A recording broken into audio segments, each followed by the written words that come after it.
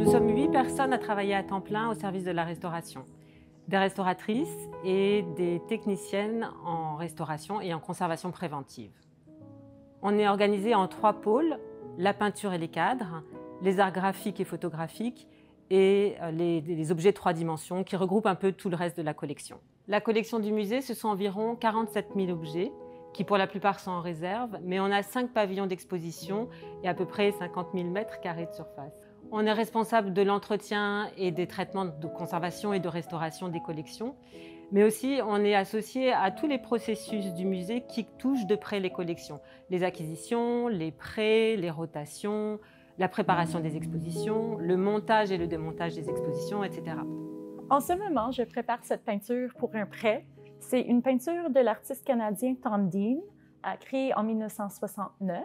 La peinture se compose de 4 panneaux et chaque représente une section différente du plancher en linoléum de la maison de l'artiste. Lorsque j'ai examiné l'œuvre, j'ai remarqué que la couche picturale était assez usée. Pour m'assurer que mon traitement respecte l'intégrité conceptuelle de l'œuvre, j'ai contacté l'artiste pour lui poser quelques questions. Il assumait complètement l'usure de la surface, qui m'a rassuré que le fait que ces dommages faisaient partie intégrante de l'œuvre. Et c'était grâce à ces commentaires que j'ai décidé de simplement consolider la peinture autour des usures intentionnelles. J'ai retiré certaines réparations de déchirures antérieures afin que les réparations soient davantage alignées avec les normes de restauration actuelles.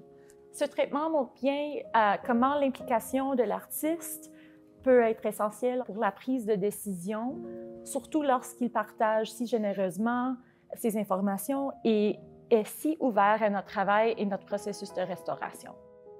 Je suis en train de travailler sur un guéridon et c'est le dessus de table du guéridon qui est fait en pierre de lave émaillée et il date des années 1830.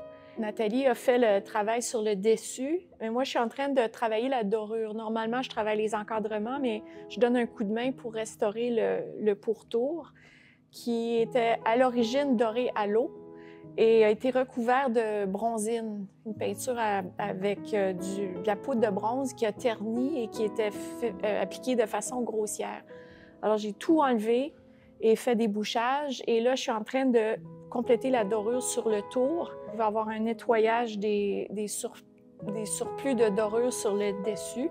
Puis après, il va y avoir un travail de patine pour que tout ça soit intégré et a l'air de venir des années 1830, comme le restant de la table. On a cette petite œuvre en bronze qui va partir en prêt pour une autre institution qui va l'exposer.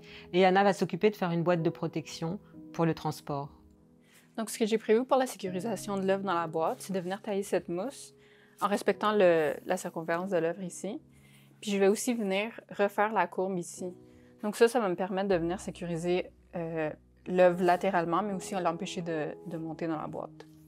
Je vais aussi venir la couper ici, dans les deux, sur le côté. Donc, on va pouvoir coller un des morceaux sur le fond de la boîte et l'autre sur le plateau. Ce qui Après, tu glisses. Ça va nous permettre de juste glisser l'œuvre dans la boîte. Puis pour avoir une petite sécurisation extra, je vais mettre une autre mousse qui va être collée sur le couvercle qui va venir la bloquer par le haut. Donc tu auras un blocage de fond qui sera fixe, un blocage devant que tu mets après, ou qui est sur ta plaque. Qui est collé sur le plateau. Après tu fermes, et tu as ton truc par-dessus. Ouais. C'est super. En ce moment, dans les ateliers des objets, on se concentre surtout sur la collection d'art décoratif. L'une de ces pièces est cette chaise qui est fabriquée par la William Morris Company vers 1865 et acquise par les musées dans les années 80. Un exemple typique des mobiliers domestiques de l'Angleterre victorienne avec des signes d'usure. Elle est en bulle pain avec une assise en jaune tressé.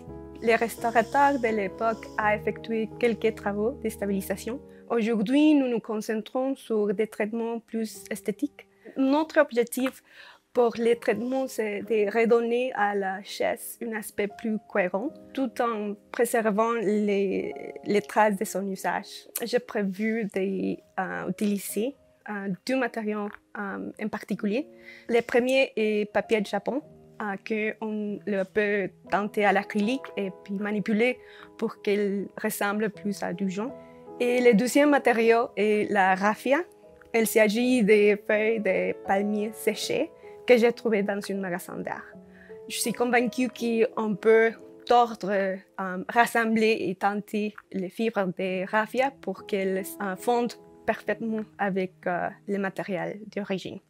Bien sûr, la documentation est essentielle pour faire la distinction entre les matériels d'origine et les traitements, mais discuter de ces sortes de questions et de ces sortes de défis avec des collègues est un des aspects les plus gratifiants de travailler dans un musée comme le MBM. Ce qui fait que l'activité de restauration proprement dite, ce n'est pas la plus grande partie de notre travail, contrairement à ce que les gens pourraient penser.